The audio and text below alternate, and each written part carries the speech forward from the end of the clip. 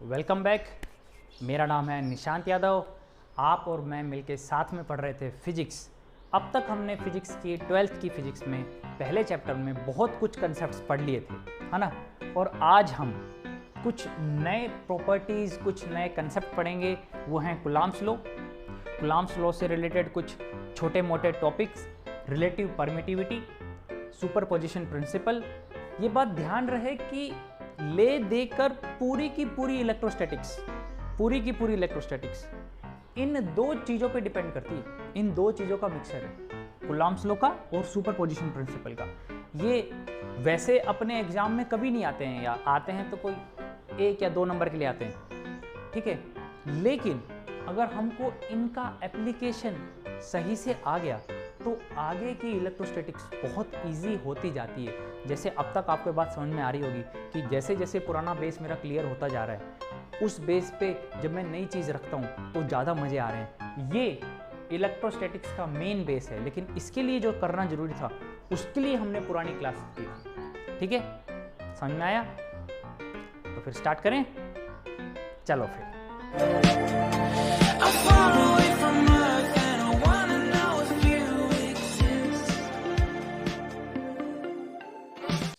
Okay, तो सबसे पहले कूलॉम्स लॉ की बात करते हैं, स्टार्ट करते हैं।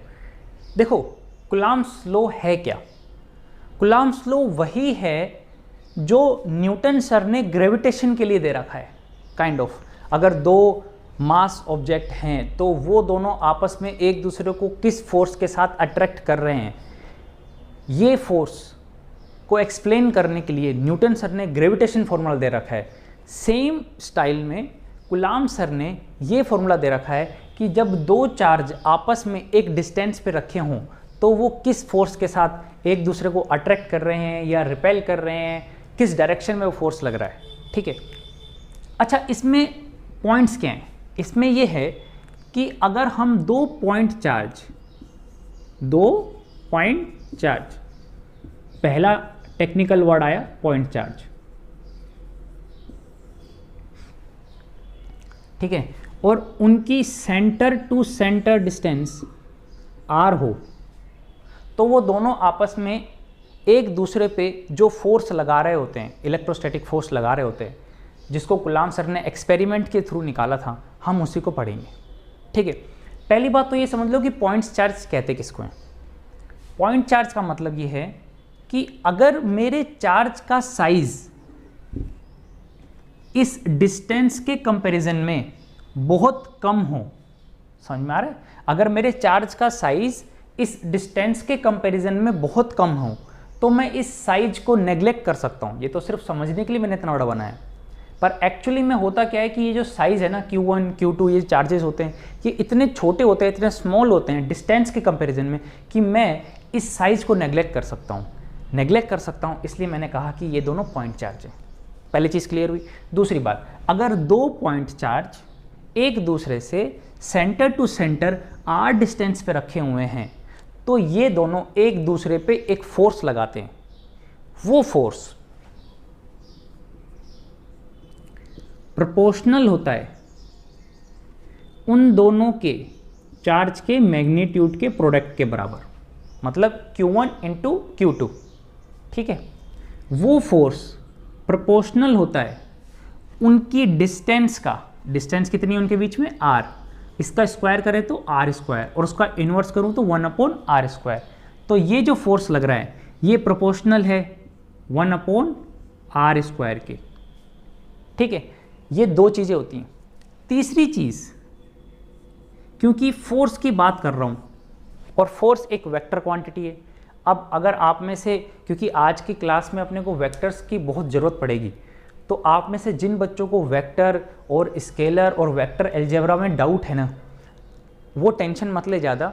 थोड़े ही दिनों में मैं क्लास 11th के लिए बेसिक मैथमेटिक्स के कुछ वीडियोस अपलोड करना स्टार्ट करूँगा, ठीक है। तो वो वहाँ से अपने वेक्टर्स के, स्केलर्स के और ये छोटी मोटी डिफरेंशिएशन, इंटीग्रेशन, डिपेंड करता है कितना कवर कराता हूँ मैं वहाँ से ये सारा बेस कवर कर सकते हैं, ठीक है। अभी के लिए इतना समझ लो कि अगर फोर्स वेक्टर है तो इसको मैग्नीट्यूड की ज़रूरत पड़ेगी और डायरेक्शन की ज़रूरत पड़ेगी। मतलब फिजिक्स में कोई भी चीज़ अगर सिर्फ मैग्नीट्यूड से रिप्रेजेंट की जा सकती है तो मैं कह देता हूँ कि वो स्केलर है। अगर फिजिक्स में उसी चीज़ को रिप्रेजेंट करने के लिए मैग्नीट्यूड के साथ डायरेक्शन की ज़रूरत पड़ती है और साथ में वो कुछ रूल्स फॉलो करती है तो मैं उसको कहता हूँ वेक्टर। तो इतना ध्यान रख लो, ये तो मैंने बात की मैग्नीट्यूड की कि ये फोर्स का जो मैग्नीट्यूड है वो इसके प्रोपोर्शनल होता है। डायरेक्शन की अगर बात करो तो डायरेक्शन होती है अलोंग द लाइन ज्वाइनिंग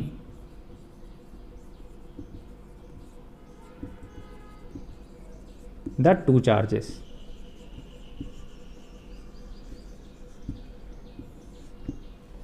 इसमें भी ध्यान देने वाली बात यह है कि अगर सेम चार्ज हैं,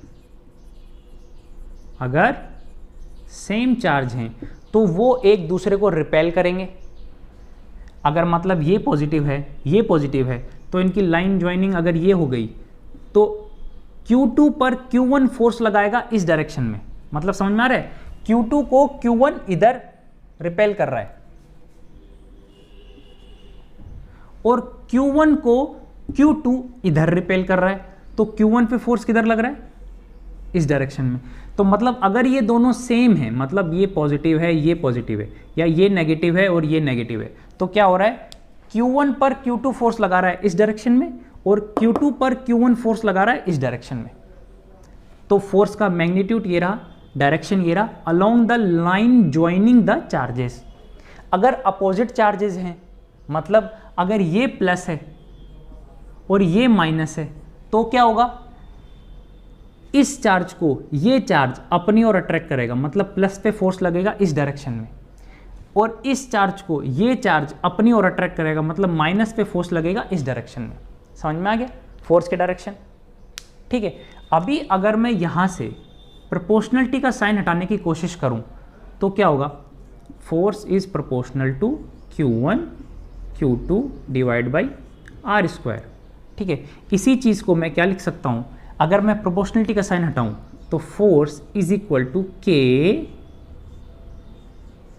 Q1 Q2 upon R square. ये है मेरा फोर्स का मैग्नीट्यूड। अगर मैग्नीट्यूड है तो मैं इसको ऐसे लिख सकता हूँ, कोई भी अगर वेक्टर होता है तो याद है वेक्टर को मैं ऊपर ऐसा एक तीर लगा के रिप्रेजेंट करता हूँ, ये है वेक्टर।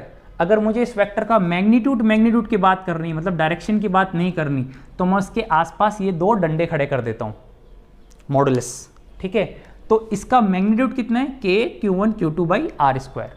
समझ में आ गया, ये है दो चार्ज के बीच में लग रहा फोर्स का मैग्नीट्यूड।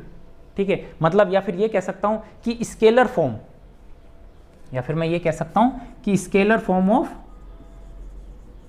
कूलॉम्स लॉ ये है। ठीक है, अब इसमें एक दो बातों का ध्यान रख लें। पहली बात, ये जो K है ये स्मॉल है, बड़ा मत लिखना। दूसरी बात, ये जो K है मतलब प्रोपोर्शनलिटी कांस्टेंट, इस K की वैल्यू होती है 1/4 पाई एप्सिलॉन नॉट। ठीक है, इसको ऐसे मत समझो, इसको थोड़ा सा डिटेल में करते हैं। ठीक है, कहाँ लिखूं, जगह ही नहीं रहती यार इसमें। और हटो, हट हट हट हट हट। अब आ जाओ, देखो अगर ये फोर्स का मैग्नीट्यूड है, अगर याद रखो मैं स्केलर के लिए डायरेक्ट वो नहीं लगा रहा हूं ऊपर एरो और आसपास ये नहीं लगा रहा हूं, तो मतलब मैं मैग्नीट्यूड की बात कर रहा हूं। अगर ये मैग्नीट्यूड है K Q1 Q2 by R square, तो इसमें जो ये K है प्रोपोर्शनलिटी कांस्टेंट, ठीक है, इस प्रोपोर्शनलिटी कांस्टेंट की वैल्यू, पहली बात तो ये ध्यान रहे, दो चीज़ों पे डिपेंड करती है K की वैल्यू। पहली चीज़ डिपेंड करती है मीडियम बिटवीन टू चार्ज, और दूसरी चीज़ डिपेंड करती है सिस्टम ऑफ यूनिट यूज्ड।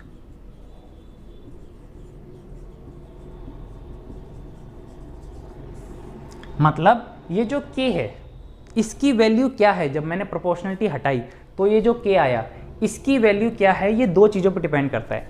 पहला, ये दोनों चार्ज किस मीडियम में रखे हुए हैं, एयर में, फ्री स्पेस में, वैक्यूम में, इसके बीच में कोई डाइलेक्ट्रिक मीडियम है, इसके बीच में कोई इंसुलेटर है, इसके बीच में कोई कंडक्टिंग मीडियम है, Q1 और Q2 के बीच में क्या मीडियम रखा है उस पर K की वैल्यू डिपेंड करती है, पहली बात। दूसरी बात, सिस्टम ऑफ यूनिट यूज्ड, मतलब F के लिए मैं कौन सा सिस्टम यूज़ कर रहा हूँ यूनिट्स का, R के लिए कौन सा यूज़ कर रहा हूँ। अब आप कहोगे सिस्टम यूनिट क्या होता है, जैसे MKS, CGI, समझ में आ रहा है, मतलब मैं फोर्स को न्यूटन में रख रहा हूँ या डाइन में रख रहा हूँ, चार्ज को कूलाम में रख रहा हूँ या किसी और यूनिट में रख रहा हूँ, डिस्टेंस को मीटर में रख रहा हूँ या किलोमीटर में रख रहा हूँ या सेंटीमीटर पे रख रहा हूँ, उस पर डिपेंड करता है कि K की वैल्यू क्या आएगी। ये दो चीज़ें, K इन दो चीज़ों पर डिपेंड करता है, ठीक है। अभी अगर मैं ये कहूँ कि मान लो यहाँ पर SI यूनिट की बात कर रहे हैं, सिस्टम ऑफ इंटरनेशनल यूनिट, ठीक है। तो SI यूनिट्स में अगर इन दोनों के बीच में मीडियम मेरा फ्री स्पेस है या वैक्यूम है, दोनों एक ही बात होती है, फ्री स्पेस या वैक्यूम मेरा मीडियम है, तो K की वैल्यू कितनी होगी, तो K की वैल्यू होगी 1/4 पाई एप्सिलॉन नॉट। यहां पर एप्सिलॉन नॉट को बोलता हूं मैं परमिटिविटी ऑफ फ्री स्पेस। इस एप्सिलॉन नॉट की वैल्यू होती है 8.85 इंटू 10⁻⁻11 यूनिट्स। अभी मत देखो, यूनिट्स में लिखूंगा बाद में, ठीक है। और K की वैल्यू होती है, अगर मैं एप्सिलॉन नॉट की वैल्यू यहाँ पे रख के इसको सोल्व करूँ तो K की वैल्यू आती है 9 इंटू 10⁻9 यूनिट्स। अभी बताऊँगा, पहले वैल्यू देख लो, समझ में आया। अगर SI यूनिट्स में बात कर रहा हूँ और अगर इन दोनों के बीच में मीडियम मेरा है फ्री स्पेस या वैक्यूम, तो K की वैल्यू होती है 1/4 पाई एप्सिलॉन नॉट। इसमें एप्सिलॉन नॉट को बोलते हैं परमिटिविटी ऑफ फ्री स्पेस, ये एप्सिलॉन नॉट की वैल्यू है। अगर एप्सिलॉन नॉट की ये वैल्यू मैं यहाँ पे पुट करता हूँ तो K की वैल्यू आती है 9 इंटू 10⁻9, ठीक है। ये तो है वैल्यू की बात। अब दूसरी बात,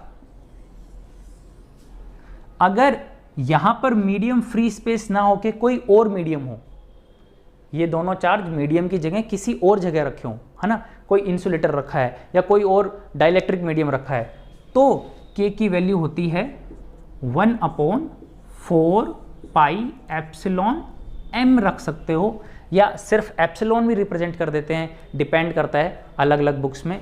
एप्सिलॉन m मैं इसलिए लिखता हूं क्योंकि ये थोड़ा सा समझने में आसान है। इसका मतलब क्या हो गया, परमिटिविटी ऑफ मीडियम। जैसे एप्सिलॉन नॉट क्या था, परमिटिविटी ऑफ फ्री स्पेस या परमिटिविटी ऑफ वैक्यूम, ऐसे ही एप्सिलॉन m क्या हो गया, permittivity of that particular medium, जिस मीडियम में ये चीज़, ये दोनों चार्ज रखे हुए हैं, ठीक है। तो उस मीडियम का एप्सिलॉन नॉट, एप्सिलॉन m अलग अलग होगा, तो अलग अलग एप्सिलॉन m के लिए K की वैल्यू अलग अलग आएगी। इसीलिए मैं कह रहा था कि K की वैल्यू मीडियम पे डिपेंड करती है। ओके, हम कहाँ थे, हाँ, थोड़ा सा रिकैप कर लेते हैं कि जैसे देखो दो चार्ज रखे हुए हैं, ठीक है। दो चार्ज एक दूसरे पे अगर r डिस्टेंस पे रखे हुए हैं तो ये एक दूसरे पे इतना फोर्स लगाते हैं। यहाँ पे K की वैल्यू दो चीज़ों पर डिपेंड कर रही थी।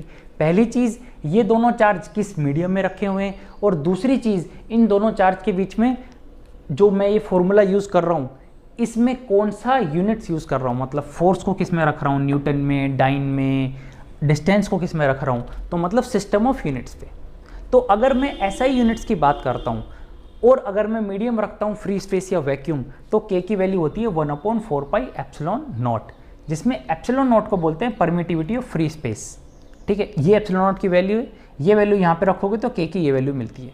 अगर फ्री स्पेस की जगह या वैक्यूम की जगह मैं कोई और मीडियम रख देता हूँ तो K की वैल्यू होती है 1/4 पाई एप्सिलॉन m। ये एप्सिलॉन m अलग अलग होती है अलग अलग मीडियम के लिए, ठीक है।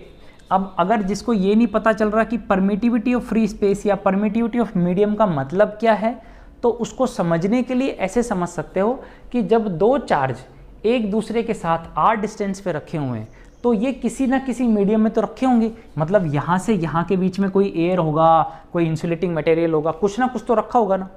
तो ये मीडियम बेसिकली जब Q1 Q2 पे फोर्स लगा रहा है, मान लो Q2 पे फोर्स लगा रहा है इस डायरेक्शन में, तो ये फोर्स इस मीडियम से ही तो ट्रेवल करके आया ना Q2 पे लगने के लिए। तो ये मीडियम इस फोर्स को कितना परमिट कर रहा है ट्रेवल करने के लिए, काइंड ऑफ ये मीडियम इस फोर्स को कितना परमिट कर रहा है, वो कहलाता है परमिटिविटी ऑफ फ्री स्पेस। अलग अलग मीडियम की अलग अलग प्रॉपर्टीज होती हैं, इसीलिए अलग अलग मीडियम के लिए एप्सिलॉन की वैल्यू अलग अलग आती है। तो फ्री स्पेस है तो एप्सिलॉन नॉट की वैल्यू ये होती है, अलग अलग मीडियम के लिए एप्सिलॉन एम की वैल्यू अलग अलग होती है। अलग अलग वैल्यू पुट करने पे के की वैल्यू अलग अलग आती हैं, इसलिए अलग अलग मीडियम में ये फोर्स भी अलग अलग हो जाता है। समझ में आ गया?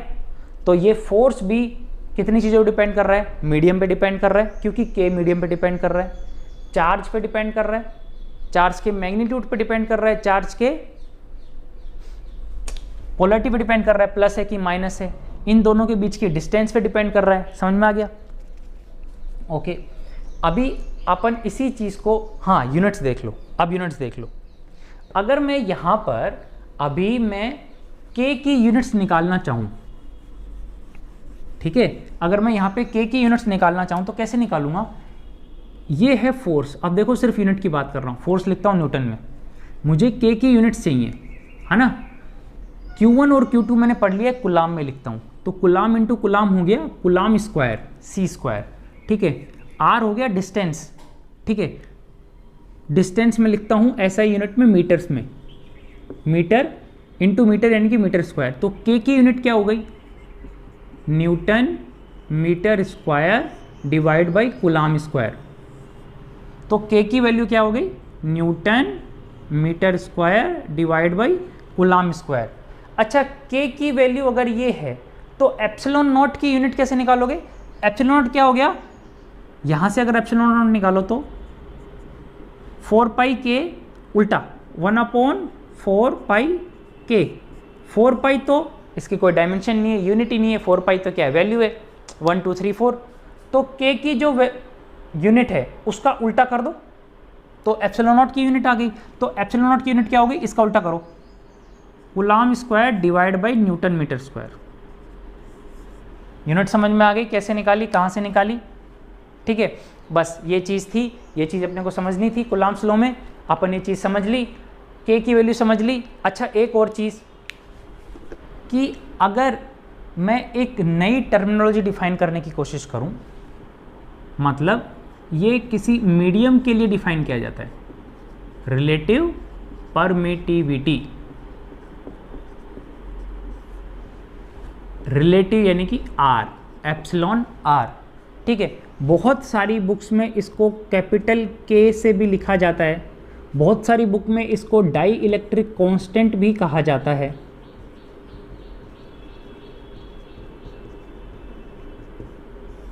ठीक है, यहाँ पे एक बात ध्यान रखें कि अभी की recent scientist community epsilon R को या के को डाई इलेक्ट्रिक कांस्टेंट नहीं बोलना प्रेफर करती है, बल्कि वो रिलेटिव परमिटिविटी बोलना ही प्रेफर करती है। ऐसा नहीं है, ये गलत है। अपनी बुक्स में ये दे रखा है, बहुत सारी बुक्स में ये दे रखा है, दोनों ही सही हैं। पर रिसेंटली अभी साइंटिस्ट कम्युनिटी इसको रिलेटिव परमिटिविटी बोलना प्रेफर करती है। क्या है रिलेटिव परमिटिविटी? ये रिलेटिव परमिटिविटी मैं हमेशा एक मीडियम के रेस्पेक्ट में डिफाइन करता हूँ। किसके रेस्पेक्ट में? मीडियम के रेस्पेक्ट में। मतलब ये डिपेंड करता है कि मीडियम कौन सा है। ठीक है, इसको डिफाइन करने के लिए बेसिकली एक रेशो होता है, और ये रेशो क्या है कि force between two charges, between two point charges in vacuum या free space divide by force between the same two charges in that particular medium. समझ में आया?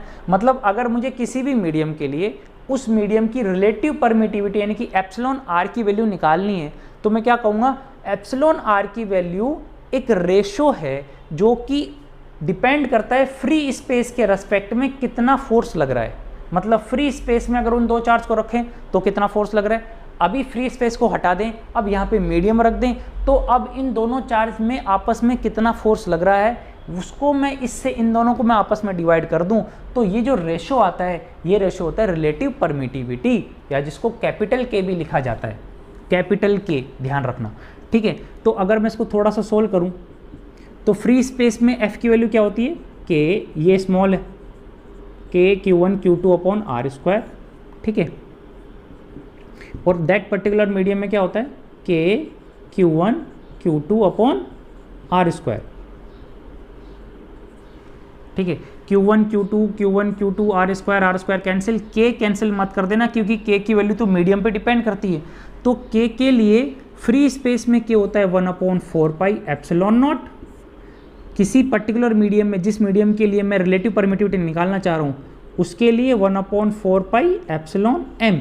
ये तो हो गई relative permittivity, sorry permittivity of free space, ये हो गई permittivity of that particular medium. अगर मैं इन दोनों का रेशो निकालूं तो ये क्या आएगा, epsilon R is equal to, ये ऊपर चला जाएगा और ये नीचे आएगा, a/b whole divide by c/d, है ना। तो ये हो जाएगा epsilon m divide by epsilon not. नहीं समझ में आ रहा, इधर देख लो, a/b whole divide by c/d क्या होता है, a/b, c नीचे ही रहता है और d ऊपर आ जाता है, ये a/b whole divide by c/d। तो जो d है ये सबसे ऊपर आ जाएगा और b नीचे आ जाएगा, ये देख लो। a और c की वैल्यू तो 1 है तो इसको भूल जाओ। तो एप्सिलॉन आर की वैल्यू क्या हो गई, ये। यानी कि यहाँ से मैं रिलेटिव परमिटिविटी को एक नया वर्ड भी, एक दोबारा डेफिनेशन दे सकता हूँ रिलेटिव परमिटिविटी की, कि रिलेटिव परमिटिविटी किसी भी मीडियम के लिए एक रेशो है। क्या है, एक रेशो है। रेशो है मतलब इसका डायमेंशन तो होगा नहीं, इसकी यूनिट तो कुछ होगी नहीं, एक रेशो है। वो रेशो होता है उस पर्टिकुलर मीडियम में, उस पर्टिकुलर मीडियम की परमिटिविटी को अगर मैं फ्री स्पेस या वैक्यूम की परमिटिविटी से डिवाइड कर दूं तो जो आता है वो होता है रिलेटिव परमिटिविटी। समझ में आ गया, एप्सिलॉन आर की वैल्यू समझ में आ गई, ठीक है। तो अपना कूलम्ब्स लॉ कवर हो गया, पहली चीज़ कवर हुई। दूसरी चीज़ अपना कवर हुई, रिलेटिव परमिटिविटी का एक कंसेप्ट कवर हुआ, इसको अपन डाइलेक्ट्रिक कांस्टेंट भी बोलते हैं। ध्यान रहे रिलेटिव परमिटिविटी के लिए जो k है, यानी कि एप्सिलॉन आर को k भी लिखा जाता है,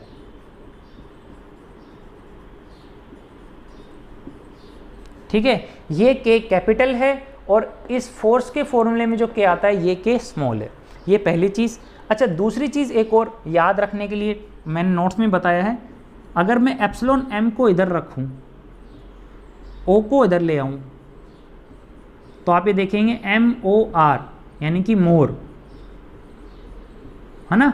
तो आप याद रख सकते हैं m is equal to O into R। अब यहाँ पे एप्सिलॉन लगा देना, ये फॉर्मूला आ गया। तो रिलेटिव परमिटिव का फॉर्मूला क्या आ गया, epsilon m divide by epsilon O, ठीक है। याद रखने की ट्रिक हो गई। तो रिलेटिव परमिटिविटी कवर हो गया। अच्छा, यहाँ पे कुछ 2-4 छोटी मोटी चीज़ें देख लो। मैं अभी ज़्यादा डिटेल में नहीं जाना चाहता कि फोर्स किस तरह से डिफ्रेंशिएट करता है, कैसे वेरी करता है। अपन शायद कवर करें उस चीज़ को जब अपन करंट इलेक्ट्रिसिटी कर रहे हो, डिपेंड करता है, ठीक है। जैसा कि मैंने अब कहा था कि अब अपन इस क्लास को राजस्थान बोर्ड पे फोकस करेंगे, ठीक है। तो अपन को इससे ज़्यादा डिटेल में इसकी ज़रूरत नहीं है, इतना कवर कर लिया बहुत है, ये भी अपन ज़्यादा डीप में पढ़ रहे हैं। कुछ चीज़ें देख लो, ये जो फोर्स है ये मीडियम पे डिपेंड करता है, मैंने अभी देखा। तो एक बात ध्यान रखना कि अलग अलग मीडियम के लिए अलग अलग फोर्स होता है ना। तो अगर मैं चार्ज का मैग्नीट्यूड और पोलैरिटी सेम रखते हुए अलग अलग मीडियम रखूं तो फोर्स की वैल्यू किस तरह से वेरी करती है ये देख लो। फोर्स वैक्यूम में या फ्री स्पेस में सबसे ज़्यादा होता है, ठीक है। अगर इस फ्री स्पेस में या वैक्यूम की जगह में एयर डाल दूं तो फोर्स थोड़ा सा कम होता है, थोड़ा सा ही कम होता है, जिसको बहुत बार आप ऑलमोस्ट इक्वल भी मान सकते हो, ऑलमोस्ट इक्वल भी मान सकते हो, ठीक है। हल्का सा, मैं इसलिए हल्का सा छोटा सा ये साइन लगा रहा हूं, एफ एयर, ठीक है। ये बड़ा होता है किसी भी इंसुलेटिंग मीडियम के कंपैरिजन में,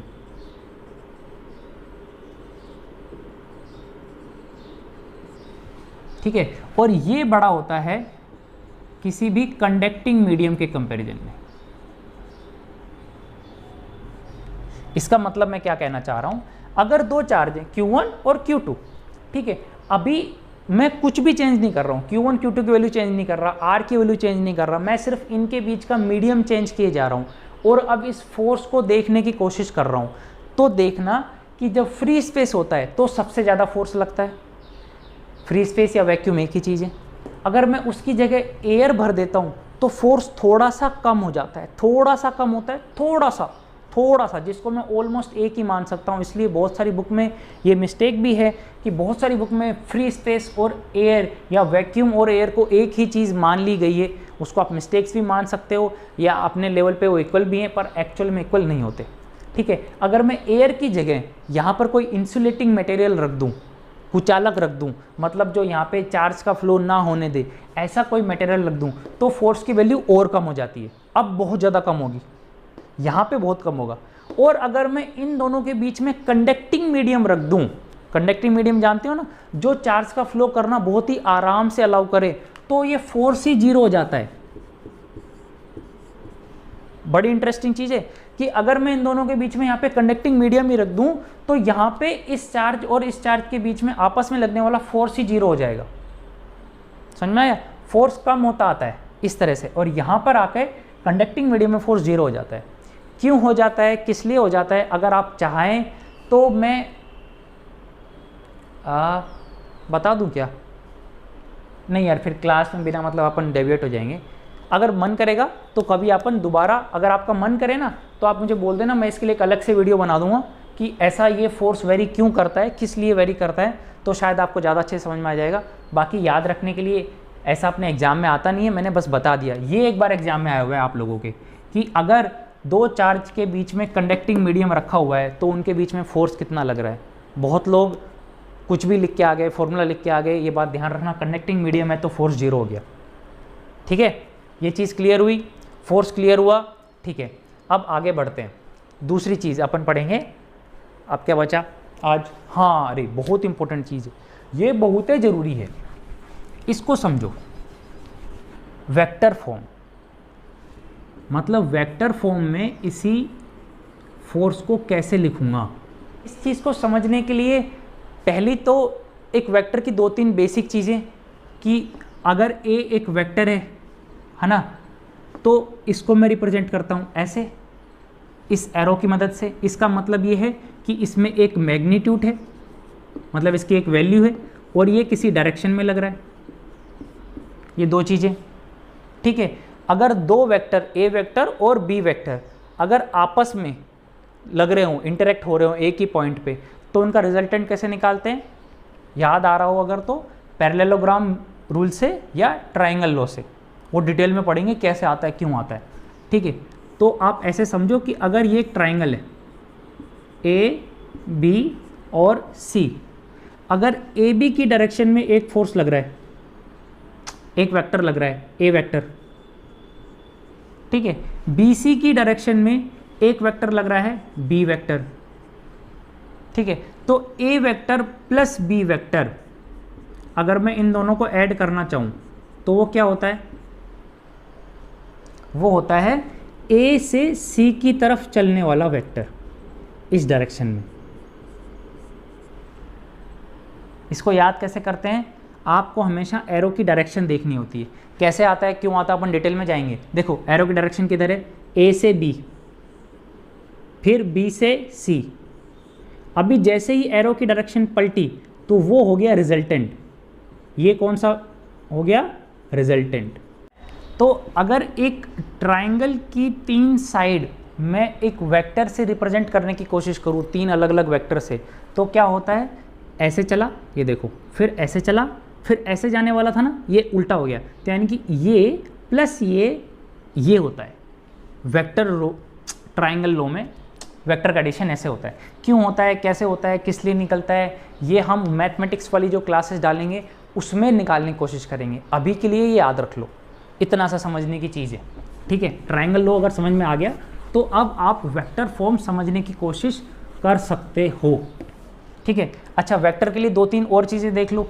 ये जैसे अगर ए वेक्टर है ना, तो इसका मैग्नीट्यूड मैं या तो ए से रिप्रेजेंट कर देता हूँ बिना एरो लगाए, या फिर इस एरो लगा के इसके आसपास मॉडुलस लगा देता हूँ। ये दोनों मेरे शो कर रहे होते हैं मैग्नीट्यूड को।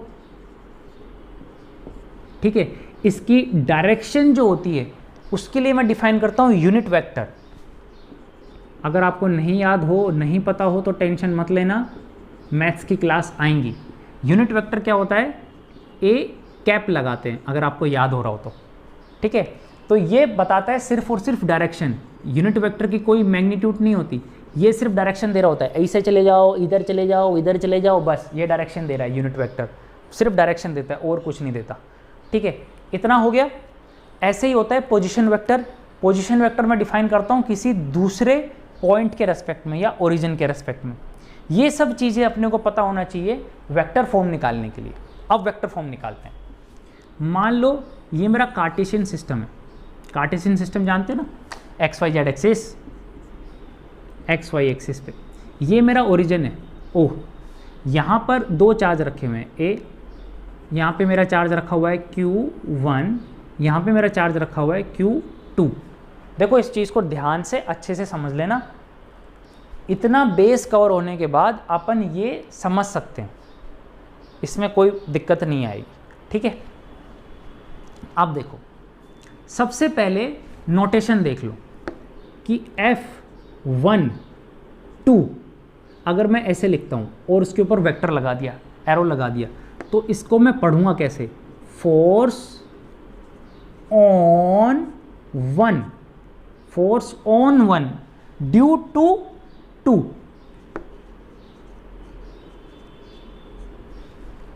ऐसे ही अगर मैं F21 लिखने की कोशिश करूं, इसका मतलब क्या हुआ, फोर्स ऑन 2 ड्यू टू 1। पहले तो इसको समझ लो ये क्या भला है। मतलब मैं ये कहना चाह रहा हूं कि अगर दो पॉजिटिव चार्ज रखे हुए हैं, ये है 4, ये है चार्ज 1 और ये है चार्ज 2, तो पहले तो इन दोनों की लाइन ज्वाइनिंग डायरेक्शन बनाओ। मिला दिया लाइन ज्वाइनिंग वाली, ठीक है। फोर्स लगेगा तो इसी लाइन पे लगेगा। अब देखो फोर्स ऑन 1, अगर ये 1 फर्स्ट चार्ज है, इस पर सेकंड की वजह से फोर्स लग रहा है, ऑन 1 ड्यू टू 2, इस पर इसकी वजह से फोर्स किस डायरेक्शन में लग रहा है, ये प्लस है, इसको रिपेल करेगा, इस डायरेक्शन में करेगा, ये रहा। तो ये मेरी डायरेक्शन हो गई, समझ में आया। इसको मैं कैसे लिखूंगा, फोर्स ऑन 1 पे लग रहा है, ड्यू टू 2 की वजह से लग रहा है। समझ में आया लिखने का तरीका। ऐसे ही अगर मैं 2 सेकंड चार्ज पे फोर्स देखने की कोशिश करूं, तो फोर्स ऑन 2 ड्यू टू 1 की वजह से किस डायरेक्शन में लग रहा है, 1 इस 2 को रिपेल करेगा। समझ में आया। तो ये रहा मेरा F21 की डायरेक्शन और ये रही मेरी F12 की डायरेक्शन। ध्यान दें, F12 मैंने यहाँ दिखाया है, F21 मैंने यहाँ दिखाया है। क्यों, फोर्स ऑन 1, ये फोर्स लग रहा है 1 पे, फर्स्ट चार्ज पे लग रहा है तो मैं इधर दिखा रहा हूँ। ये लग रहा है फोर्स ऑन 2, ये सेकंड पे लग रहा है तो मैं इसको इधर दिखा रहा हूँ। समझ में आ गया, ये चीज़ें क्लियर हुई, अच्छे से क्लियर हो गई। अच्छा, दूसरी चीज़ पोजीशन वेक्टर। अब पोजीशन वेक्टर के लिए आप पहले तो Q1 और Q2 के पोजीशन वेक्टर डिफाइन करो। उसके लिए मेरे को ओरिजिन डिफाइन करना पड़ेगा, मैंने कर दिया।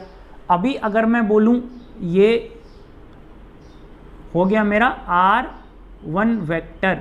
R1 वेक्टर मतलब क्या हुआ, पोजीशन वेक्टर ऑफ 1। जब मैं कुछ नहीं लिखता हूं उसका मतलब होता है विद रिस्पेक्ट टू ओरिजिन। सिर्फ R1 लिख के छोड़ दिया, इसका मतलब क्या हुआ, विद रिस्पेक्ट टू ओरिजिन।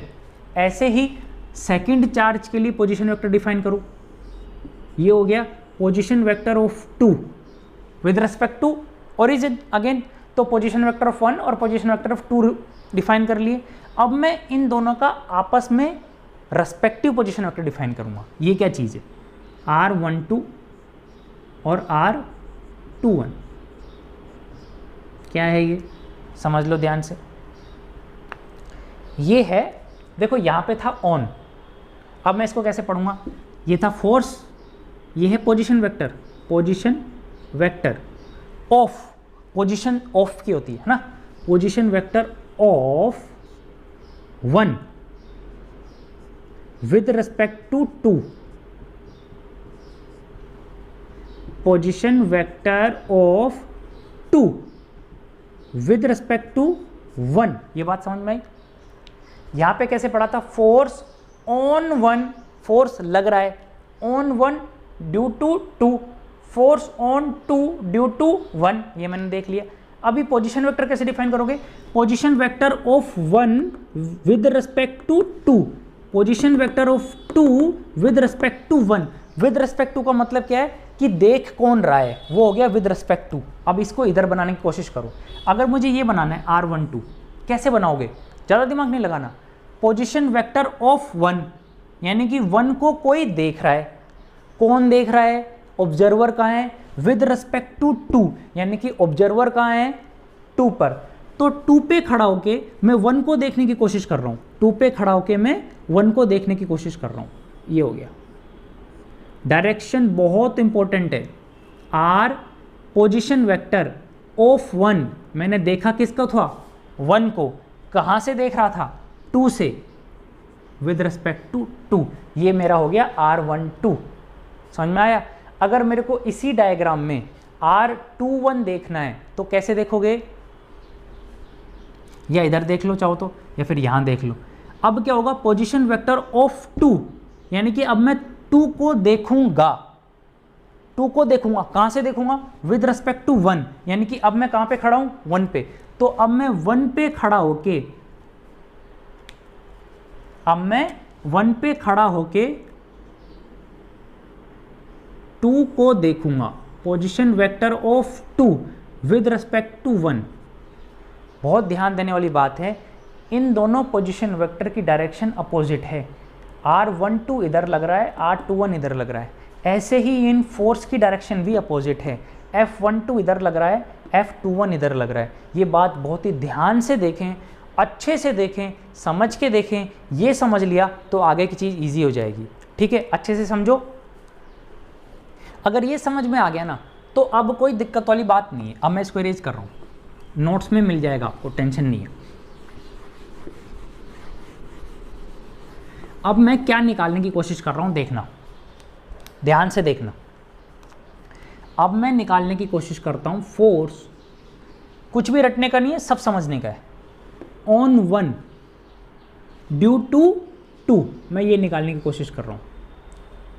तो मैंने कहा अगर ये वेक्टर है तो इसका एक मैग्नीट्यूड होगा और एक डायरेक्शन होगी। मैग्नीट्यूड तो मैंने देख ही लिया फोर्स का, K Q1 Q2 divide by R square. ये तो हो गया मैग्नीट्यूड। ये है वेक्टर, वेक्टर में मैग्नीट्यूड के साथ डायरेक्शन भी आनी चाहिए। मैग्नीट्यूड तो मैंने बता दिया, डायरेक्शन के लिए मुझे एक यूनिट वेक्टर चाहिए, है ना। क्या चाहिए, यूनिट वेक्टर। तो इसने ये कहा कि ये लो यूनिट वेक्टर,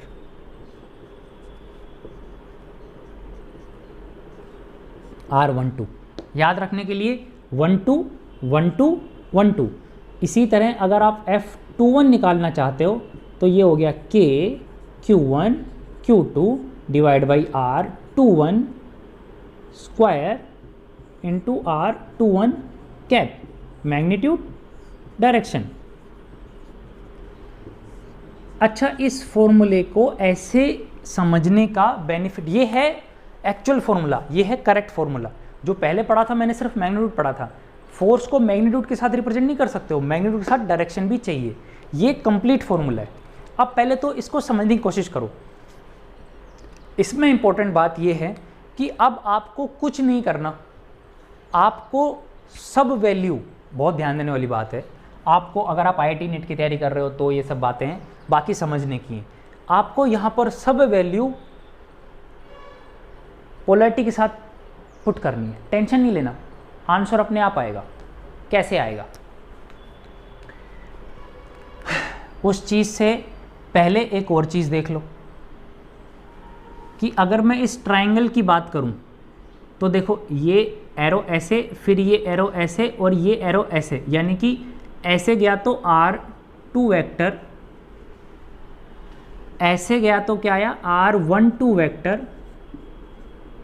समझ में आ रहा है, ऐसे ऐसे, ये कौन सा है, position vector of one with respect to two, ऐसे ऐसे, ये रिजल्टेंट किसका होगा, इसका।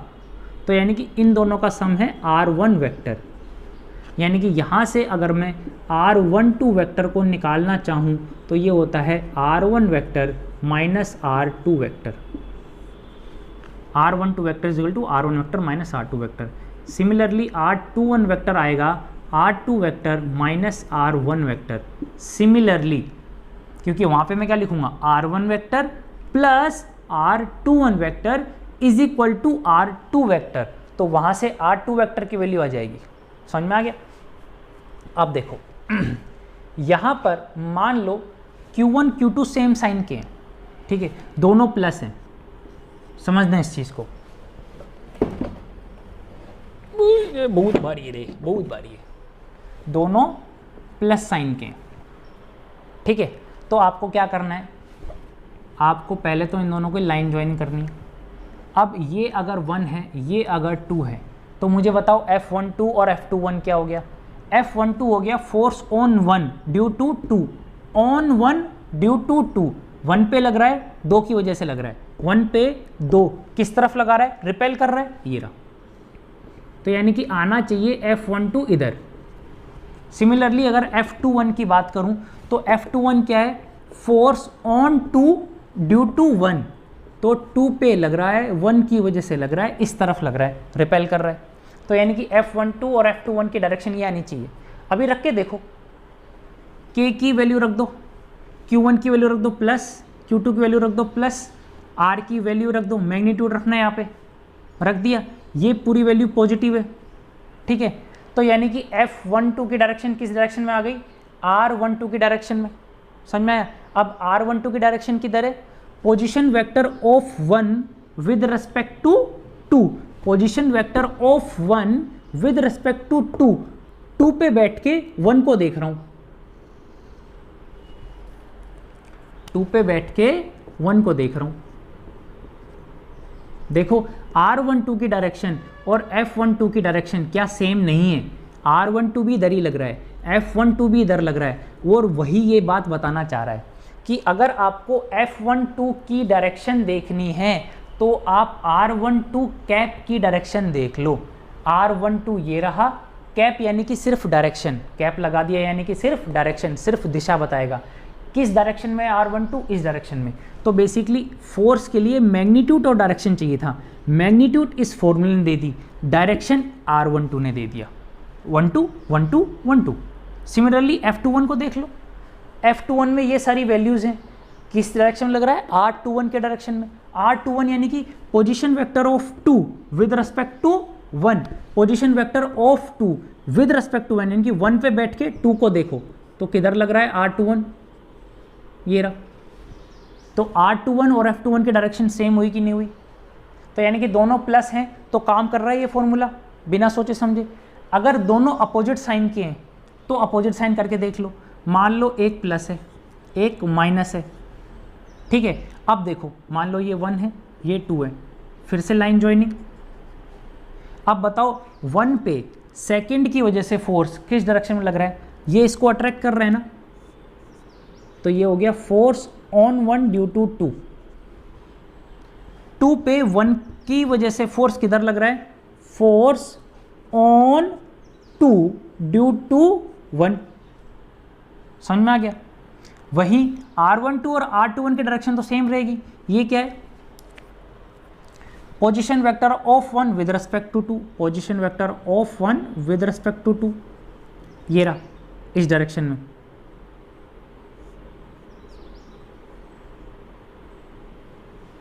आपको दिखाई दे रहा है, ये इसकी डायरेक्शन रही।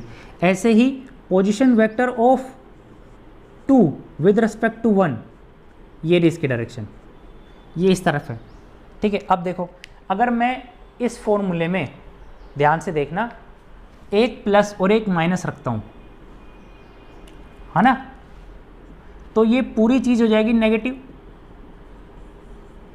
तो यानी कि ये बोल रहा है F12 की डायरेक्शन नेगेटिव ऑफ R12 की डायरेक्शन है, F12 की डायरेक्शन नेगेटिव ऑफ R12 की डायरेक्शन है। R12 की डायरेक्शन किधर है, ये रही, R12 की नेगेटिव डायरेक्शन किधर है, ये रही, और वही तो F12 की डायरेक्शन है। समझ में आ गया? सिमिलरली इस फॉर्मूले में देख लो, अगर 1 + 1 माइनस है तो ये पूरी वैल्यू हो गई माइनस, नेगेटिव, ठीक है। तो यानी कि F21 की डायरेक्शन किधर है, नेगेटिव ऑफ R21 की डायरेक्शन में। तो यानी कि फोर्स ऑन 2 ड्यू टू 1 ये रहा, किस डायरेक्शन में है, ये बोलना चाह रहा है नेगेटिव ऑफ R21। R21 अगर इधर है तो इसका नेगेटिव इधर हो गया, तो इन दोनों की डायरेक्शन सेम हो गई कि नहीं हो गई, यही ये चीज़ बताना चाह रहा है। ये फॉर्मूला बहुत इंपॉर्टेंट है, बहुत अच्छा है। अगर इस फॉर्मूले को तमीज़ से समझ जाओगे, तरीके से समझ जाओगे, तो आप लाइफ लॉन्ग कोई गलती नहीं करोगे। समझ में आ गया। बस आपको पोजीशन वेक्टर डिफाइन करना आना चाहिए, वो मैंने बता दिया। वो जो रिप्रेजेंटेशन है F12 को कैसे लिखना है, R12 को कैसे लिखना है, कैसे समझना है, ट्रायंगल लो कैसे लगाना है, ये सारी चीज़ें बता दी। फोर्स के लिए ज़्यादा दिमाग नहीं लगाना, वही फॉर्मूला K Q1 Q2/R²। अगर 1 2 के लिए डिफाइन कर रहे हैं तो 1 2 इधर डायरेक्शन लगा दो, डायरेक्शन मतलब कैप, बस और कुछ नहीं।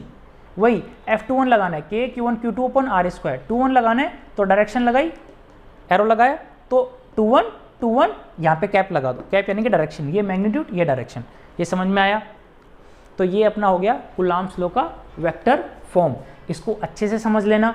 जब नोट्स आपको मिलेंगे, मोस्ट प्रोबेबली मैं आपको इस थर्सडे को नोट्स दे दूंगा, ठीक है। मैं कुछ बच्चों का गूगल क्लासरूम में आने का वेट कर रहा था, नहीं आए, अभी जितने हैं अपने पास उन्हीं बच्चों के साथ अब अपन आगे बढ़ेंगे अब सिंसियरली, ठीक है। ये समझ में आ गया। नहीं समझ में आए पॉज करना, आराम से देखना, बार बार देखना। यहाँ पे अपने कुछ चीज़ों के बेस बन रहे हैं, ये बेस आगे बहुत काम आएंगे, ठीक है। अब अपन एक तीसरा कंसेप्ट पढ़ते हैं। ये भी बहुत ही इंपॉर्टेंट कंसेप्ट है अपनी फिजिक्स में, बार बार घूम घूम के आएगा, बहुत जगह लगेगा। वैसे तो आपने 11th में भी पढ़ लिया है, फिर से पढ़ रहे हैं। Superposition principle. Superposition principle with respect to charge पूछते हैं अपने लिए, ठीक है। बहुत सिंपल है, ज़्यादा दिमाग नहीं लगाना। क्या है कि मान लो आपके पास एक सिस्टम है, उस सिस्टम में n चार्ज है, 2 चार्ज नहीं इस बार, मतलब जब 2 चार्ज होते हैं तब तो मैं डायरेक्टली कूलॉम्स लॉ लगा लेता हूँ। अगर 2 से ज़्यादा चार्जेस हों तो किसी एक चार्ज के ऊपर कितना फोर्स लग रहा है, नेट फोर्स कितना लग रहा है, वो ये प्रिंसिपल देता है। कैसे देगा, मान लो एक Q1 Q2 Q3 ऐसे बहुत सारे हैं, मान लो ये Qn, ठीक है। तो बेसिकली अब तक क्या हो रहा था, अब तक मेरे सिस्टम में सिर्फ 2 चार्ज थे, तो मैं डायरेक्टली फोर्स कैलकुलेट कर रहा था लाइन जॉइनिंग लगा के। अगर 2 से ज़्यादा हो गए तो क्या होगा, कुछ नहीं होगा। अभी इंडिविजुअल अलग अलग निकाल लो, बस यही बोलना चाह रहा है सुपरपोजिशन प्रिंसिपल। मतलब ये कह रहा है कि n चार्ज हैं, आपको निकालना है फोर्स ऑन 1 कि इसका और बाकी सब का मिलाकर इस पर या किसी भी एक पर, मान ले 1 को मैं स्टडी करना चाह रहा हूँ, तो इस पर नेट फोर्स कितना लग रहा है, उस चीज़ को समझने के लिए कह रहा है कि कुछ नहीं करना, कुछ नहीं करना, अलग अलग जोड़ दो।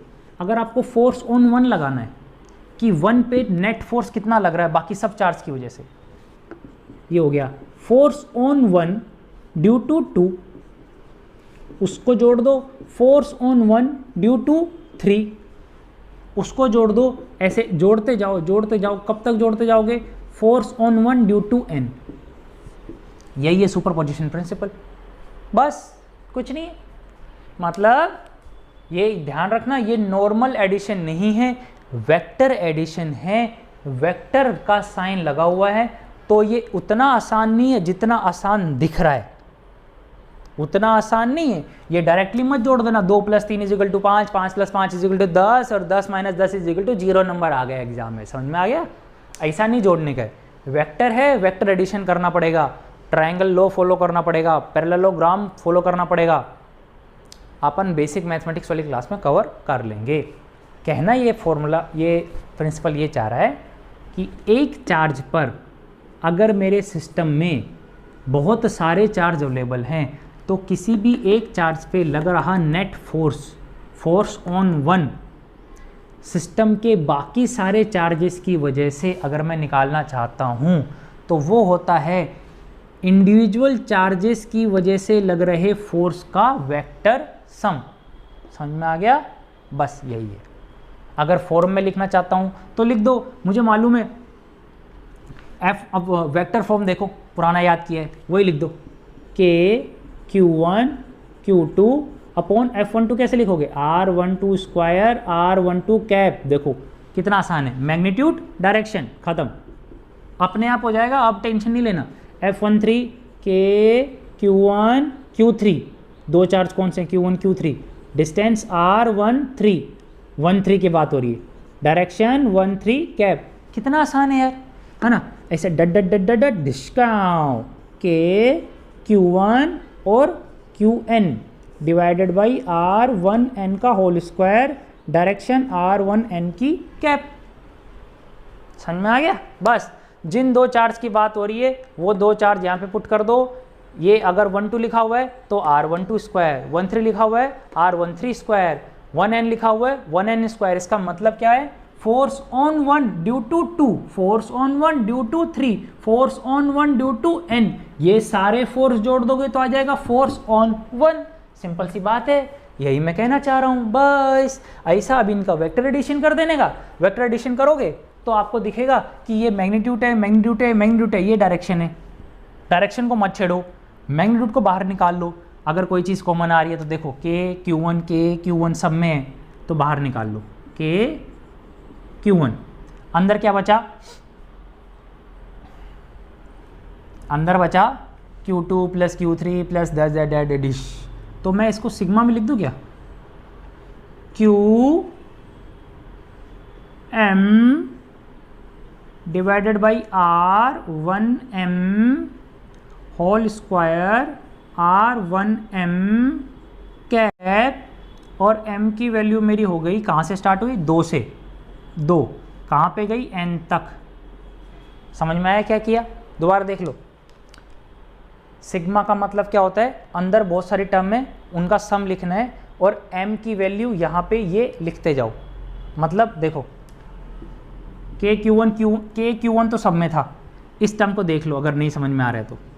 देखो कैसे लिखा है, Q M की वैल्यू 2 से लिखना स्टार्ट करो, Q2 डिवाइडेड बाई M की जगह 2 लिखो 1 2 स्क्वायर, M की जगह 2 लिखो R12 कैप। अब लगाओ प्लस, अब M की वैल्यू 2 के बाद आगे बढ़ो, इंटीजर में क्या आया 3, इंटीजर में बढ़ना और कुछ नहीं। तो अब M जहाँ जहाँ था उसको 3 से रिप्लेस कर दो, Q3 divided by R13 square R13 cap. ऐसे कब तक करते रहो, M की वैल्यू कब तक पुट करते रहो, जब तक M N तक ना पहुँच जाए। लिख दो Q जहाँ पे भी M है उसको N से रिप्लेस कर दो, Qn डिवाइडेड बाई R1n का होल स्क्वायर इंटू R1n का होल कैप। मल्टीपल किससे हो रहा है, के Q1 से। देख लो अंदर वाली टर्म वही है, Q2 R12 whole square R12 cap, Q2 R12 whole square R12 cap, Q3 R13 whole square R13 cap, Q3 R13 whole square R13 cap. ऐसे समीशन या सिग्मा को लिखते हैं। बस अपने को ये देखना है कौन सी टर्म रिपीट होते जा रही है, 2 3 4 5 n, तो इसको मैंने लिख दिया m। 1 2 1 3 1 4 1 5 1 m, तो मैंने लिख दिया 1m। R12 R13 R1n, तो मैंने लिख दिया R1m। m की वैल्यू कहाँ से स्टार्ट हुई, 2 से, कहाँ तक जाएगी, n तक। m की वैल्यू कहाँ से स्टार्ट हुई, 2 से, कहाँ तक जाएगी, n तक। ये हो गया सुपरपोजिशन प्रिंसिपल। सुपरपोजिशन प्रिंसिपल को ही समझने का एक और रास्ता होता है। मतलब बेसिकली वो ये कहना चाह रहा है कि ये जो इंडिविजुअल फोर्स है ना, ये अफेक्टेड नहीं हो रहा। मतलब कि Q1 पर Q2 अगर इस डायरेक्शन में F12 फोर्स लगा रहा है तो ये फोर्स बाकी सारे चार्जेस के प्रेजेंट होने की वजह से अफेक्टेड नहीं होगा। मतलब Q3 इस पे अलग फोर्स लगा रहा होगा ऐसे, अगर ये सब सेम पोलैरिटी के हैं तो Q1 Qn इस पे ऐसे फोर्स लगा रहा होगा। ये सब फोर्स इंडिविजुअली अलग अलग लग रहे हैं। F12 बेअसर है इन चार्ज के प्रेजेंट होने के बावजूद भी। F13 बेअसर है, मतलब F13 जितना है उतना ही लग रहा है, नेट फोर्स चेंज हो रहा है पर F12 की वैल्यू चेंज नहीं हो रही। बेसिकली क्या कहना चाह रहा हूँ, फिर से समझ लो इजी वे में। मैं एक इंसान हूँ, मेरे को इधर से एक पहलवान खींच रहा है, इधर से एक छोटा बच्चा खींच रहा है, ठीक है। तो ये बच्चा जितने फोर्स से खींच रहा है वो खींचता रहेगा, ये पहलवान जिस फोर्स से खींच रहा है खींचता रहेगा, यहाँ से एक तीसरा इंसान आएगा वो जितने फोर्स से खींच रहा है खींचता रहेगा। नेट जो ज़्यादा लग रहा होगा ना मेरे पे नेट फोर्स, मैं ज़रूर उस डायरेक्शन में बढ़ जाऊँगा, लेकिन इसका मतलब ये नहीं है कि ये जो बच्चा जिस फोर्स से खींच रहा है वो फोर्स कम हो जाएगा, वो फोर्स उतना ही लगता रहेगा। F12 की वैल्यू उतनी रहेगी, F13 की वैल्यू उतनी रहेगी, सारे इंडिविजुअल फोर्सेस की वैल्यू उतनी रहेगी, डायरेक्शन नेट फोर्स की डायरेक्शन में चला जाऊंगा। समझ में आ गया? सुपरपोजिशन प्रिंसिपल समझ में आया? सब कुछ समझ में आ गया? तो आज अपन ने अगर रैप अप करें आज की क्लास को, ठीक है, तो क्या क्या कवर कर लिया अब वो देख लो। कुछ नहीं, बेसिक सिंपल आराम से मज़े में ख़त्म करते हैं। ये है फाइनल। अगर आप एग्ज़ाम की तैयारी कर रहे हो, हर वीडियो में आपको अब वो टाइमलाइन मिलनी चालू होगी जो आपको रहेगा कि जब एग्ज़ाम टाइम में पढ़ रहे हैं। देखो ये तो था डिटेल वीडियो, जब आपने हर चीज़ डिटेल में देखी। एग्ज़ाम टाइम में अपन इतने डिटेल में नहीं पढ़ रहे हैं, एग्ज़ाम टाइम में अपने को सिर्फ रिविज़न करना है। तो अब जो बताऊँगा ना 5 मिनट के लिए, वो होगा एग्ज़ाम टाइम के लिए, एग्ज़ाम के बेस पे फोकस्ड होकर, ठीक है। तो एग्ज़ाम टाइम में क्या पूछ सकते हैं? Coulomb's law.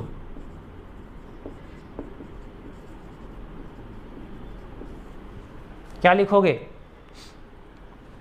Force between 2 point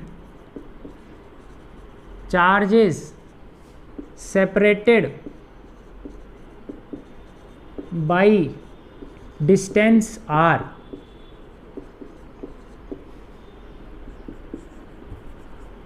q1 q2 is given by, आप लिख सकते हो force is proportional to product of vector q1 q2, force is proportional to square of the distance, इसलिए इसको इन्वर्स स्क्वायर लॉ भी बोलते हैं। क्या बोलते हैं? Inverse square law. ये आपसे पूछ सकते हैं, याद रखें। तो अगर प्रोपोर्शनलिटी का साइन हटाऊंगा तो मैं क्या लिख सकता हूँ? फोर्स की वैल्यू हो गई के Q1 Q2 upon R square, ख़त्म।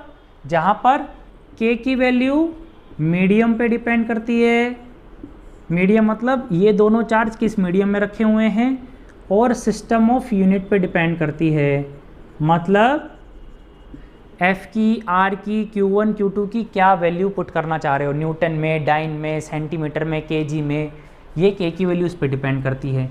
अगर मैं SI यूनिट यूज़ करता हूँ, है ना, और मेरे पास फ्री स्पेस की बात कर रहा हूँ, तो फ्री स्पेस में K की वैल्यू होती है 1/4 पाई एप्सिलॉन नॉट। यहाँ पे एप्सिलॉन नॉट होता है परमिटिविटी ऑफ फ्री स्पेस, इसकी वैल्यू होती है 8.85 इंटू 10⁻⁻11। ठीक है, अगर ये वैल्यू यहाँ पुट करता हूँ तो K की वैल्यू आती है 9 इंटू 10⁻9। अगर मैं इसकी डायमेंशन या यूनिट्स निकालना चाहूँ तो कैसे निकालूंगा? फोर्स है न्यूटन, ये है मीटर, ये है कुलाम। देखो Newton is equal to K coulomb square, newton is equal to K coulomb into coulomb, coulomb square divide by metre square. तो K की वैल्यू क्या आ गई? Newton metre square divide by coulomb square. तो K की value क्या आ गई? Newton metre square divide by coulomb square. तो ऐसे ही अगर मैं एप्सिलॉन नॉट की यूनिट निकालूंगा तो इसकी उल्टी हो जाएगी, C square divide by NM square. समझ में आ गया? ये हो गया K की वैल्यू हो गई। अगर फ्री स्पेस की जगह मैं कोई मीडियम रखता हूँ तो K की वैल्यू क्या हो जाती है? 1/4 pi epsilon M। Epsilon M क्या होता है? Permittivity of that particular medium. यहाँ पर मैं एक और चीज़ डिफाइन करता हूँ, उसको हम बोलता हूँ डाइलेक्ट्रिक कांस्टेंट, कैपिटल K, जो कि पुराना सिंबल है। नया सिंबल क्या है? Relative permittivity, relative permittivity epsilon R. Epsilon R को मैं कैसे लिखता हूँ, ये है फोर्स इन फ्री स्पेस, फोर्सम इन अ फ्री स्पेसम divide by force in that particular medium. जिस मीडियम के लिए आपको रिलेटिव परमिटिविटी डिफाइन करनी है। समझ में आया? तो जब मैं इसको सोल्व करूंगा तो सोल्व करने के बाद क्या आएगा, यहाँ पर Q1 Q2 upon R square ऐसे लिखोगे ना, के Q1 Q2 upon R square, K Q1 Q2 upon R square, ये वैल्यू कैंसिल आउट हो जाएंगी। ये के फ्री स्पेस में है, ये के मीडियम में है। जब आप 1/4 pi epsilon not 1/4 pi epsilon m लिखते हो, ये कैंसिल आउट हो जाता है, ये ऊपर जाता है, ये नीचे आता है, और एप्सिलॉन r की value epsilon m divide by epsilon o हो जाता है। तो epsilon m is equal to epsilon o into epsilon r हो जाता है। याद रखने के लिए मोर याद रखता हूँ। समझ में आ गया? तो रिलेटिव परमिटिविटी क्या है? ये रेशो है मीडियम की परमिटिविटी को डिवाइड कर दो फ्री स्पेस की परमिटिविटी से। या तो यहाँ से डिफाइन कर दो या फिर कह दो कि रिलेटिव परमिटिविटी किसी मीडियम के लिए होती है force between these two that those particular two charges in free space divide by force between दो same charges in that particular medium. इस रेशो को मैं एप्सिलॉन आर से डिफाइन कर देता हूँ। क्या ये डाइलेक्ट्रिक कांस्टेंट या रिलेटिव परमिटिविटी समझ में आई? ये बात भी समझ लो कि सबसे ज़्यादा फोर्स लग रहा है कहाँ पर, जब फ्री स्पेस है। वहाँ पर एयर डाल दिया तो फोर्स थोड़ा सा कम हो गया, वहाँ पर इंसुलेटर डाल दिया फोर्स और कम लगना चालू हो गया, वहाँ पर कंडक्टिंग मीडियम आ गया तो फोर्स 0 हो गया। कितना हो गया? बड़ा वाला अंडा। ये समझने के बाद मैंने पढ़ा था वेक्टर फॉर्म। अब वेक्टर फॉर्म देख लो 5 मिनट में, मतलब टोटल खता खता खट खट खट। वेक्टर फॉर्म, वेक्टर फॉर्म के लिए क्या करोगे? कार्टेशियन कोऑर्डिनेट, इधर पहला इधर दूसरा, इनका पोजीशन वेक्टर डिफाइन करो। ऐसा R2 vector, position vector of 2, R1 vector. समझ में आया? ये R1 वेक्टर की डायरेक्शन है, ये R2 वेक्टर की डायरेक्शन है। ऐसे ही हम पहले तो क्या देखेंगे, F12 ये क्या है? Force on 1 due to 2। शाबाश, फोर्स ऑन 1 ड्यू टू 2। अगर F21 है तो क्या बोलूँगा? Force on 2 due to 1, due to on 2 due to 1। Done. अगर मैं R12 देखना चाहता हूँ तो ये हो गया position vector of 1 with respect to 2। 1 को देखूंगा 2 से देखूंगा, 1 को देखूंगा 2 से देखूंगा, 1 को देखूंगा 2 से देखूंगा, हो गया। ऐसे ही R21 vector position vector of 2 with respect to 1। 2 को देखूंगा 1 से देखूंगा, 2 को देखूंगा 1 से देखूंगा, इस डायरेक्शन में। समझ में आ गया? अगर मैं इसको फॉर्मूले में लिखना चाहूंगा तो F12 vector is equal to K Q1 Q2, इधर 1 2 है तो इधर भी 1 2 लगा दो। ये तो हो गया मैग्नीट्यूड फोर्स का। डायरेक्शन के लिए ये जो R12 लिखा हुआ है ना, इसका लगा दो कैप, ये हो गई डायरेक्शन। समझ में आया? तो ये फोर्स का मैग्नीट्यूड, ये फोर्स की डायरेक्शन, ये F12। अगर F21 लिखना है तो क्या लिखूंगा? K Q1 Q2 divide by R21, इधर 21 है ना तो इधर 21 इंटू R21 की कैप। समझ में आ गया? F12 इस पे लग रहा है फोर्स ऑन 1, F21 इस पे लग रहा है फोर्स ऑन 2। ये दोनों अलग अलग जगह लग रहे हैं लेकिन इक्वल मैग्नीट्यूड में होते हैं, डायरेक्शन अपोजिट होती है। यानी कि F12 होता है F21 के आगे नेगेटिव लगा दो, मतलब दोनों फोर्स एक दूसरे के इक्वल होते हैं, डायरेक्शन में अपोजिट होते हैं। इसीलिए ये न्यूटन दद्दा के थर्ड लॉ को फॉलो करता है, न्यूटन थर्ड लॉ को ओबे करता है। क्या करता है, न्यूटन के थर्ड लॉ को ओबे करता है। इक्वल एंड अपोजिट डायरेक्शन में फोर्स लग रहेला है। समझ में आ गया, ये सब चीजें कवर हो गई। अब देखो सुपरपोजिशन प्रिंसिपल खत्म खत्म खत्म। सुपरपोजिशन प्रिंसिपल क्या है, बस वो ये कहना चाह रहा है कि अगर एक सिस्टम में दो से ज़्यादा चार्जेस हैं तो मुझे कुछ नहीं करना है, रिजल्टेंट फोर्स निकालने के लिए हर चार्ज पे लग रहा इंडिविजुअल फोर्स का वेक्टर सम कर दो। यही है सुपरपोजिशन प्रिंसिपल। सुपरपोजिशन प्रिंसिपलम। तो मेरे पास n चार्ज हैं, Q1 Q2 Q3 Qn। अभी अगर मैं फोर्स ऑन 1 लगाना चाह रहा हूँ, कैलकुलेट करना चाह रहा हूँ, तो कुछ नहीं करना, फोर्स ऑन 1 ड्यू टू 2 निकालो, उसको जोड़ दो फोर्स ऑन 1 ड्यू टू 3 में, और ऐसे जोड़ते जाओ, और force on 1 due to n सारे चार्जेस का वेक्टर एडिशन कर दो। बस यही है सुपरपोजिशन प्रिंसिपल, यही लिखना है। किसी भी इंडिविजुअल चार्ज पे फोर्स बाकी सब चार्जेस की वजह से उस इंडिविजुअल चार्ज पे लग रहे फोर्स का वेक्टर एडिशन होता है। खत्म। अब इसको लिख दो, के Q1 Q2 divide by R12 square R12 cap. याद आ रहा है, 1 2 1 2 1 2 1 3 का क्या लिखोगे, K Q1 Q3 divide by R13 square R13 cap. Discount discount done done. K Q1 Qn divide by R1n whole square R1n cap. Discount common बाहर निकालो, के Q1 के Q1 के Q1 बाहर निकाल लो, के Q1 बचा क्या, इधर बचा Q2, इधर बचा R12, Q3 R13, Qn R1n।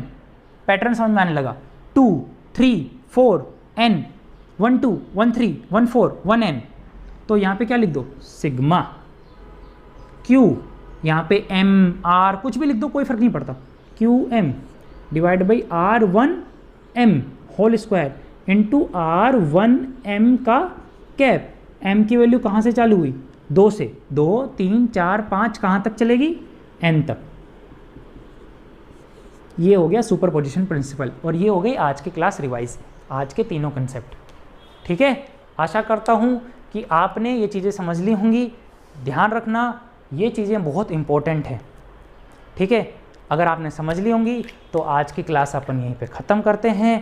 अपना ध्यान रखो, सेफ रहो, सुरक्षित रहो। क्लास समझ में आ रही है, नहीं आ रही है, लंबी जा रही है, छोटी, जो भी आपको डाउट हैं, प्रॉब्लम्स हैं, प्लीज़ मुझे वीडियो में कमेंट करो, है ना। आप लाइक डिसलाइक सब कुछ कर सकते हैं, कमेंट्स कर सकते हैं, मेरे अपने मैसेज पे मेरे अपने नंबर पर मैसेज कर सकते हैं, और मेरे साथ टच में रह सकते हैं। ठीक है, इस थर्सडे को असाइनमेंट आने वाला है, तो मेरे सारी क्लासेस ढंग से देख लेना, वरना असाइनमेंट में गड़बड़ हो जाएगी। चलो फिर चलते हैं, जय हिंद।